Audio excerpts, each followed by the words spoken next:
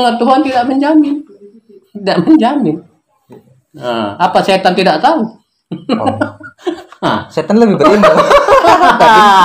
ini kira-kira saja. Ya, setan lebih berilmu tapi belum tentu bertakwa.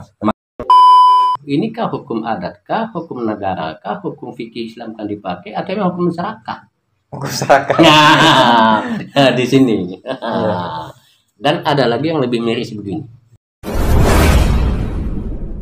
Assalamualaikum warahmatullahi wabarakatuh. Salam laga jondong. Pemirsa dimanapun Anda berada, hari ini kita kehadiran bintang tamu yang sangat luar biasa bersama Ustadz Mukhlis. Bagaimana kabar Ustadz? Alhamdulillah, insya Allah dengan izin Allah pada saat ini sehat walafiat. Alhamdulillah. Ini kita ingin membahas tentang zakat.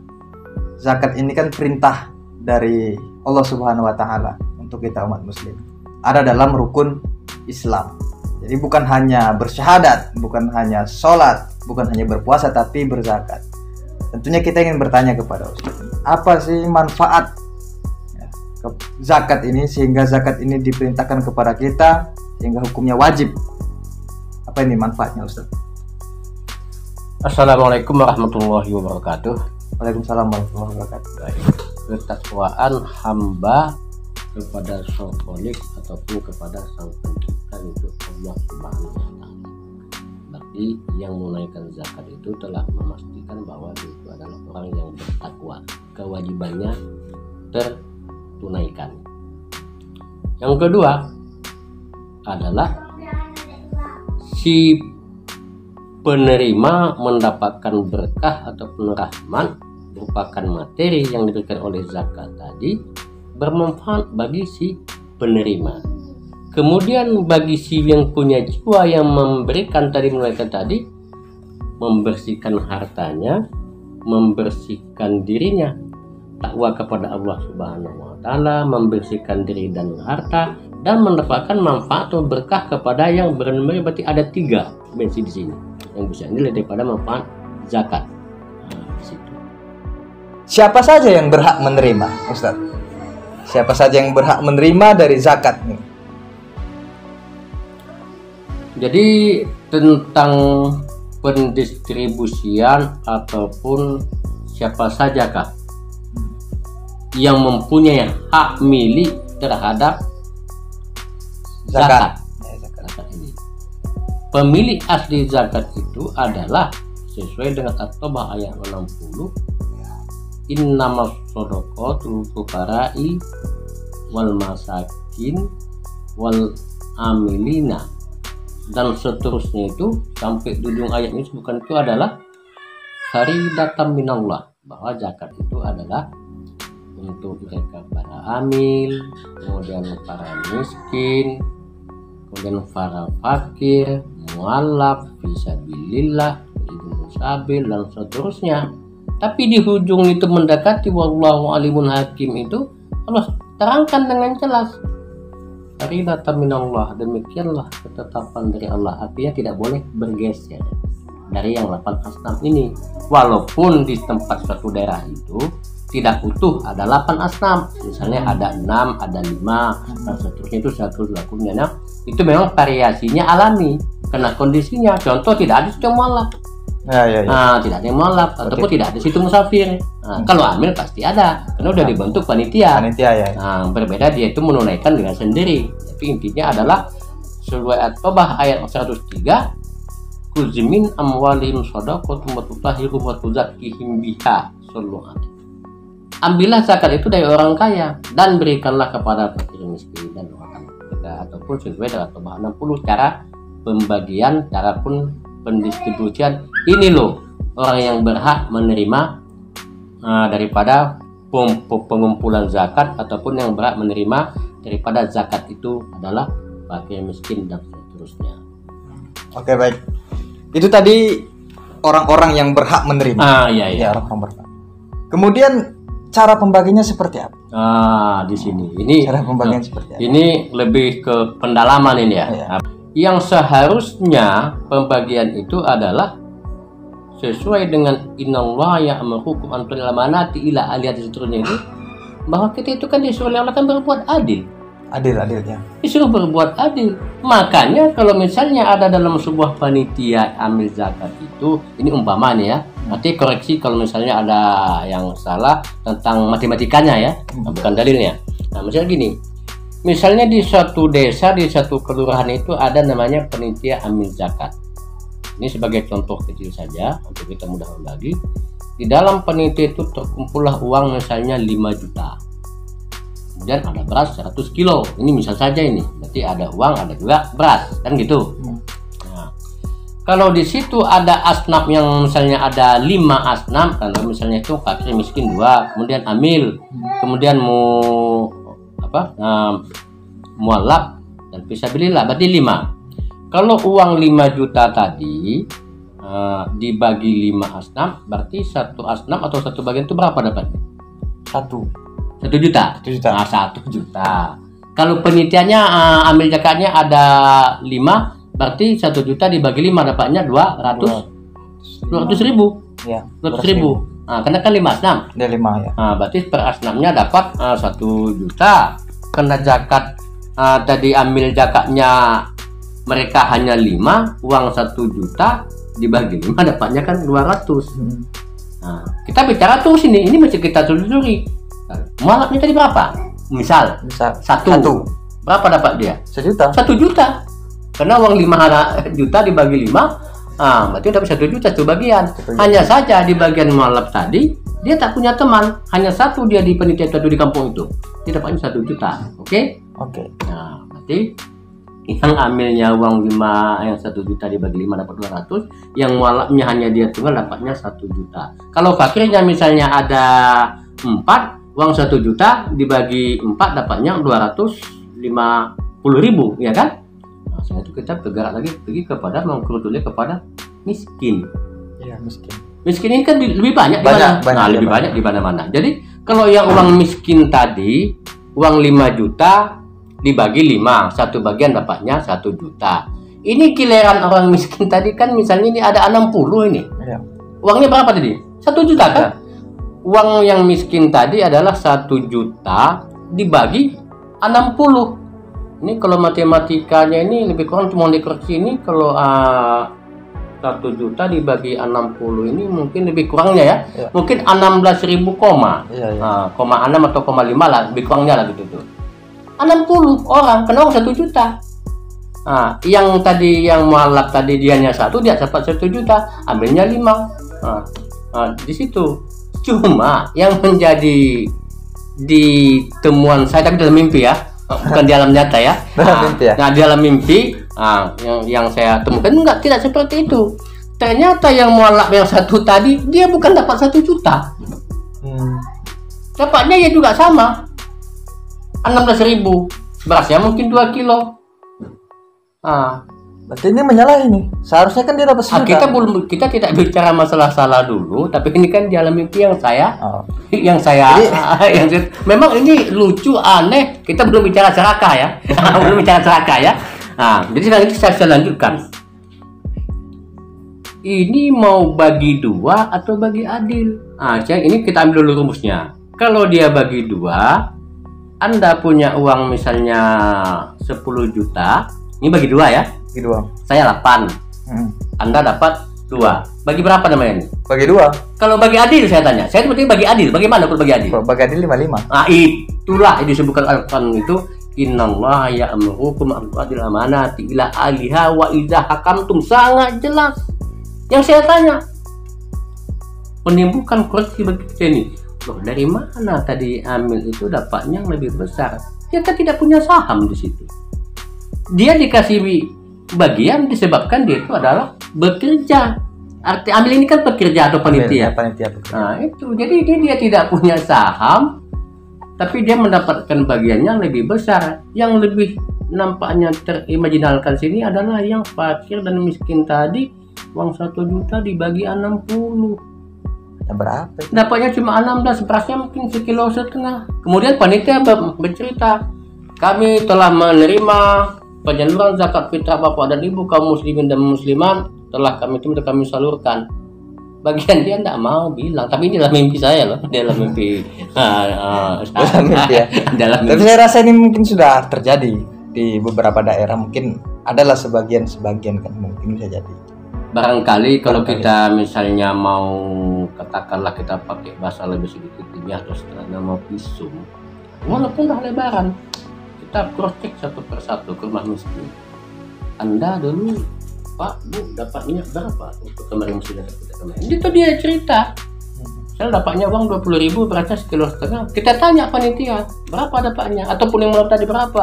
Kalau bisa terjadi tidak misalnya dapatnya semua sama, itu adil. Kalau tidak sama, berarti ada variasi. Kita tanya lagi, inikah hukum adatkah, hukum negarakah, hukum fikih Islam kan dipakai, atau memang hukum masyarakat? Hukum masyarakat. Nah, di sini. Dan ada lagi yang lebih miris begini. Kalau si pelaku tadi dia itu dalam keadaan melaksanakannya tidak sadar, ini begitu ditegur langsung jadi obat. Tapi kalau ini sudah menjadi watak, kebiasaan, sama masyarakat, susah. Alasannya begini, orang yang mengetahui itu belum tentu dia itu banyak berbuat. Orang yang mengetahui itu bisa saja sedikit berbuat, dan orang yang mengetahui itu bisa saja tidak berbuat. Dan yang keempat, orang yang banyak mengetahui itu bisa saja dia pelanggar, mau dia tamatan Maroko, tamatan Mesir, mau hafal Al-Quran, jadi maka Allah mengatakan itu, ya fa'allahu ladzina amanu minkum walladzina utul ilma, dan Allah meninggikan orang beriman, orang berilmu di antara kamu. Tapi bukan menunjukkan ini orang yang bertakwa. Kalau bertakwa itu ayatnya lain lagi. Berarti derajat aja yang derajatnya ditinggikan. Nah, jadi ini ada ini praktisan ini berbeda nih loh. Ya. Nah, jadi orang yang berilmu itu Allah jamin terangkat derajatnya di antara orang yang beriman. Tapi tentang takwa lain lagi. Beda cerita. Nah, kadang banyak juga orang yang berilmu, tahu dia segala macam, tapi dia melanggar. Ini kan ada juga dalam Al-Quran, kaburo maktan ini kan, murka kepada orang yang mengetahui, mengatakan, tapi dia tidak mampu melaksanakan. Iya. Nah, dia tahu nih A sampai Z, tapi dia melanggar. Nah, ini lebih parah nih kan gitu. Berarti ini kira-kira intinya begini itu, si penyuluh dalam kegelapan. Ya kan? Jadi seakan-akan dia pakai istilah lilin, biarlah relanya habis untuk menerangi orang lain, tapi dia menjadi sebagai penderita tunggal. Nah, jadi dia itu hanya sebagai penyuruh, tapi bukan sebagai pelaksana. Nah, mungkin dia mengambil manfaat, amplop dan seterusnya. Ini misalnya kita ini bicara alam mimpi ya. Bisa jadi ada oknum, karena kan setiap daerah itu kan ada aja oknum kan. Oknum bisa jadi oknum. Jadi yang seharusnya zakat itu, zakat lebih tadi adalah menggembirakan kaum duafa, fakir miskin dan seterusnya, itu mereka yang digembirakan. Nah, sekarang itu ini dalam mimpi lagi. Yang saya lihat itu di masjid, di musola itu orang beken PNS mungkin ya, ada mungkin yang ya tokoh besar lah di kampung itu. Yang penting kalau kesandung, astagfirullahaladzim. Dengan inilah meyakinkan masyarakat dialah cocok dibuat situ untuk panitia amil zakat. Model istighfar jadi panitia. Oh, ya yakin apa nih nggak macam surban begini kan orang kok. Ini banyak kejadian seperti itu, Pak. Di alam mimpi saya. Tapi di alam nyata saya juga banyak menyaksikan. Kalau di alam nyata kita tidak punya lab ataupun apa itu kita tidak. Jadi model sorban seperti ini, istighfar, subhanallah. Dan jangan lupa, ini dalam mimpi saya juga ini ada teman yang buat suatu klaim anekdot itu, katanya kalau mau penokoh jadi tokoh dulu. Kalau penokoh jadi tokoh dulu. Karena gini, rumus dia kayak gini. Kalau dia tidak jadi tokoh, apa yang mau dia ambil? Siapa yang percaya sama dia? Makanya dia harus dulu bagaimana dia supaya menjadi tokoh dulu. Setelah ada bahkan kan kasih amanah. Iya, agar orang percaya ya. Setelah dia mendapatkan amanah, disitulah dia teruji. Apakah dia orang amanah atau tidak? Itu. Makanya Allah mengatakan yang bertakwa itu dan terkamu adalah yang mulia itu yang kemudian adalah inna akramakum indallahi atqakum. Ini Al-Hujurat 13 kalau tidak salah. 13 ya. Kalau tidak salah. Artinya adalah orang yang paling mulia di antara manusia adalah orang yang paling bertakwa. bukan yang paling berilmu. Oh iya. Pernah nggak orang yang hafal Al-Quran tamatan Mesir itu masuk penjara? Pernah dengar nggak? Pernah nggak dengar? Kira-kira lah. Iya kan? Iya. Nah itu. Jadi tidak menjamin. Anda juga jangan melihat kagum dengan saya pakai gini, belum tentu. Hanya saja mungkin kena aib saya tidak dibela oleh Allah Subhanahu wa taala. Allah selamatkan di dunia. Di dunia. Pertanggungjawaban di akhirat masih ada. Mereka belum tahu. Nah, makanya kata Allah itu wa intabu wa aqimi shalah wa atu zakat wa lakum fidin. Apabila kamu bertobat, memberikan salat, menunaikan zakat, wa ikhwanukum fidin. Inilah saudaramu seagama. Sangat indah. Nah, jadi takwa itulah kunci. Pengetahuan tidak menjamin. Nah, apa setan tidak tahu? Setan lebih berilmu. ini kira-kira saja. Ya, setan lebih berilmu tapi belum tentu bertakwa. Makanya kebetulan saya ini selama lebih kurang 25 tahun itu ketua zakat terus di daerah saya. Ketua zakat sampai saat ini. Sampai saat ini. Iya, baru dibentuk kemarin itu. Ini yang masuk yang ke-26 tahun saya ketua zakat. 26 tahun ketua zakat. Ketua zakat di masjid saya itu. Belum tergantikan. Kenapa? Begini. Begitu kita berteriak di masjid, Bapak dan Ibu jamaah Masjid Al-Hidayah ini yang ingin menunaikan zakat fitrahnya, maka kami panitia siap menunggu Bapak dan Ibu untuk kami terima dan kami salurkan kepada yang menerimanya. Jadi misalnya berapapun yang dapat itu, ada uang 20 juta dan beras itu, ya udah ambil kalkulator. Jadi dikumpulkan misalnya ambilnya ada 10. Kemudian mualaf ada 1, kemudian ada yang fakir. Dari semua asam itu dikumpul, misalnya ada orang 100, dibagi dari hasil zakat itu ya? Bagi adil, pukul rata ini ya. Iya, ya, bagi rata. Ya, bagi adil. Bagi adil tuh bagi rata. Sama jumlahnya. Sama. Jadi saya selaku ketua inti itu dan pengurus inti yang lainnya, orang lain bawa beras misalnya 6 kilo, uang 150.000, ya saya ketua juga sama ya. Selama 26. Tapi di tempat saya ini bukan mimpi. Oh di sini aja ya. Di tempat saya. Di sini ya. Karena saya itu dari mana kami punya lebih? Kami tak punya saham. Kecuali kami nanam modal, iyalah. Ini tidak, jadi sama. Hampir 2 minggu kita berteriak situ Bapak dan Ibu, kemudian kaum muslimah, ya udah kami bagi adil. Dasarnya apa? Innallaha ya'muru bil 'adli wal ihsan.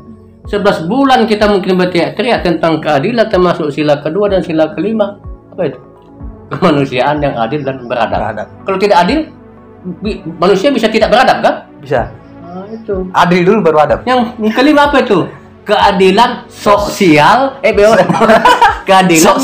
keadilan sosial bagi seluruh rakyat Indonesia. Jangan dibuat itu keadilan sosial. Ini kan dalam kata-kata ini mungkin dia dulu gurunya ini menerangkan bagus, tapi oleh si murid kan dengarnya itu tadi sosial. Ini bahaya juga ini. Bahaya juga. Bisa keadilan sosial itu tidak benar. Yang tidak benar. Oke. Yang benar itu adalah keadilan sosial bagi seluruh rakyat. Ya. Berarti di Al-Quran sudah dijelaskan di Pancasila kita sampai 2 butir. Sila kedua sama kelima. Yang kurang itu apa? Ya manusianya. Jadi sudah jelasnya dalam Al-Quran sudah ada, Pancasila ideologi kita juga sudah ada jelas. Ya. Jadi harapannya apa nih Ustadz ke depannya nih untuk para umat muslim nih mengenai tentang zakat ini? Yang terutama kita terkena ini wajib bagi yang punya harta ataupun zakat mal itu ditunaikan. Kemudian carilah sasaran yang betul-betul ada sepahaman ataupun sasaran ada 2. Jadi menunjukkan seperti kalimat awal tadi, menunjukkan kita bertakwa, pembersih diri, kemudian juga pembersih harta. Jika ada yang seperti kita sebutkan tadi itu, katakanlah kalau misalnya tamak atau serakah terlalu vulgar ya. Nah, katakanlah jika misalnya kita dalam posisi khilaf ya, bahasa Islamnya khilaf. Ya, kita mengandung hukum ya. Nah, jadi kalau khilaf ini ya sudahlah, kembalilah kepada kebenaran, bagi adil lah. Bagi adil. Jangan mementingkan kelompok atau diri pribadi ya. Iya ya. Bahkan di tempat saya sebutkan tadi ini itu pemain inti katakanlah yang mengerti fikih, ya kan? Kawan-kawan kita itu adalah kami besar 3 orang itu yang mengerti fikih sedikit lah, sesuai dengan kami misalnya sedikit mengerti lah. Yang lain itu tak ngerti fikih, tapi dia sebagai kita perkirakan ambil karena dia orang miskin. Supaya dia ikut dilebatkan situ, diberdayakan lah, mungkin bahasa lainnya dia berdayakan. Jadi dia tak pakai surban, pakai peci pun tidak, kan dia tukang timbang, mengantar ke rumah-rumah. Tapi kalau macam saya tadi surban atau kesandung, astagfirullah. Tapi kalau punya kawan silap ambil juga, tapi di atas mimpi ya. Jadi janganlah Anda kagum melihat misalnya dari segi penampilan casing ya. Casing.